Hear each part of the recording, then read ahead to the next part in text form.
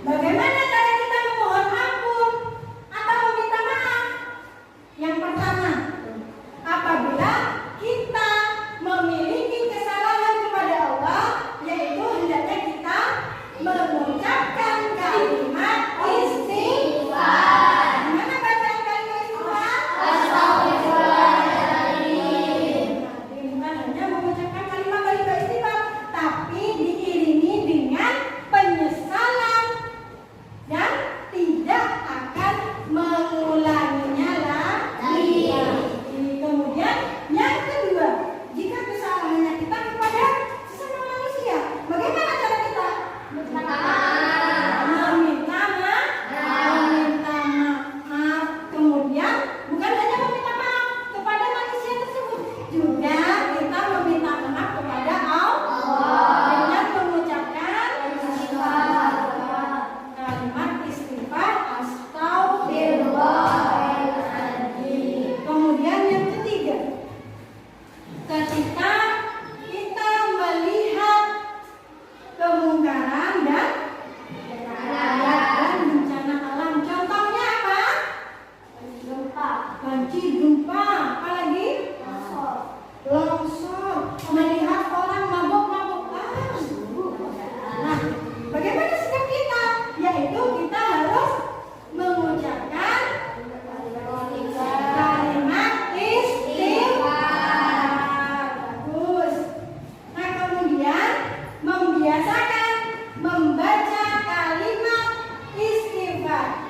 Yang pertama yaitu manusia tempatnya salah dan lupa. Nah, makanya kita sebagai manusia harus selalu terbiasa dengan mengucapkan kalimat istighfar. Nah, kemudian manusia yang paling baik ialah manusia yang bertaubat ketika melakukan dosa atau kesalahan. Kemudian yang ketiga, meminta maaf kepada Allah dan kepada sesama manusia dengan disertai istighfar. Nah, kemudian yang keempat, membiasakan membaca istighfar ketika berbuat salah atau tidak.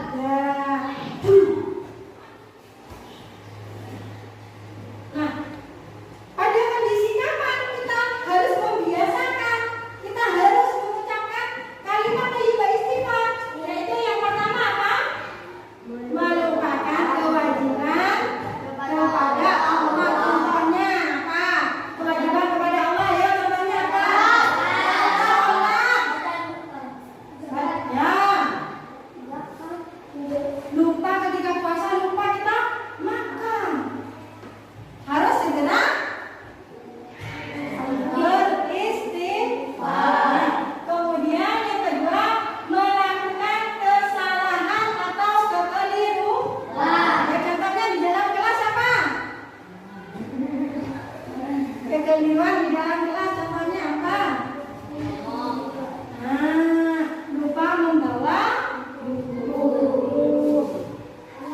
nyontek, ya, merasakan temannya, tidak boleh ya. Kita harus segera minta maaf kepada orang tersebut. Nah, kemudian yang ketiga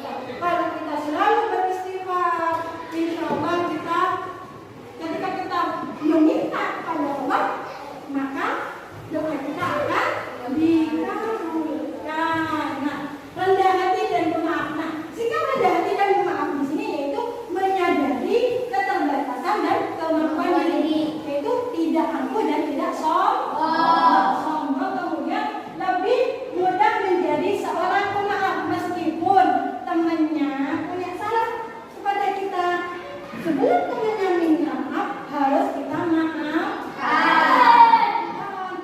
Kemudian yang keempat, keterbukaan untuk menerima kritikan, masukan, ide-ide baru dan saran. Kalau temannya memberikan masukan, jangan kita tolak, harus kita terima. Harus kita terima. Seperti itu ya, Nana ya?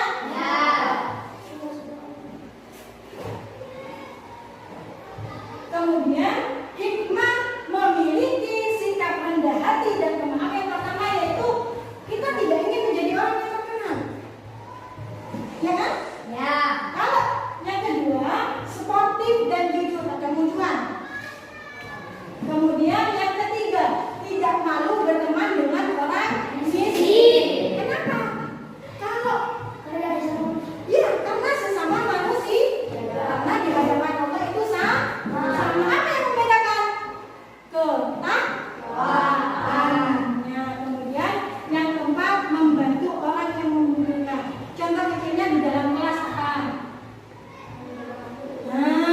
Temannya tidak punya penghapus, kita pinjam. Bagus. Kemudian yang kelima, selalu memaafkan kesalahan orang lain. Katanya guru tadi, kalau ada teman kita punya salah sama kita, ya kita harus memaaf sebelum orang tersebut minta maaf.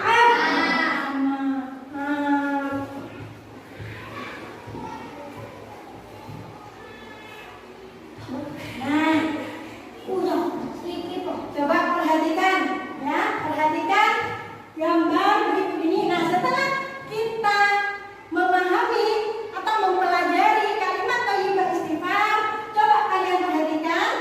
Kemudian kalian amati, kaitkan dengan pemahaman kalian tentang kalimat thayyibah istighfar. Ya, Bu Guru bagi 3 kelompok.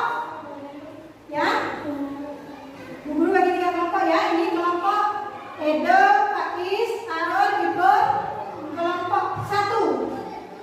Kemudian Firman, Fauzan, Aris, sama Mbak Safa ya. Kelompok 2, Mbak Nafis, Mbak Rere, Mbak Feli, Mbak Nabila, kelompok 3. Silakan dibuat kelompoknya. Silakan dibuat kelompoknya. Silakan berkumpul sama kelompoknya. Silakan berkumpul sama kelompoknya. Yang 1 tadi siapa? Yang 2 siapa? Yang 3 siapa? Yang kumpul satu. Ini 3 ini ya. 2 di belakang. 2 di belakang enggak? 2 di belakang. Mau pindah ke sana Mas Aris? Pindah sana. Itu kelompok 1 memperhatikan gambar yang ini ya. Ini ya.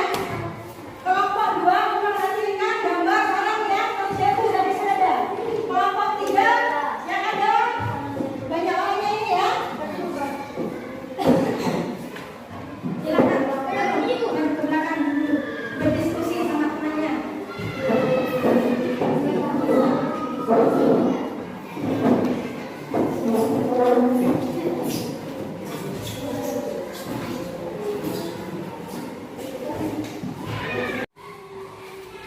Baiklah, silakan paparkan hasil diskusinya dari kelompok 1. Silakan Mas siapa? Mas Iko, boleh berdiri. Dari gambar yang kami amati, gambar kehidupan yang berlawan kepada Allah. Sikap kita harus menunjukkan kalimat thayyibah istighfar. Bagus. Kemudian tepuk tangannya buat Mas Iko. Kemudian lanjut kelompok 2. Silakan dipaparkan hasil diskusinya.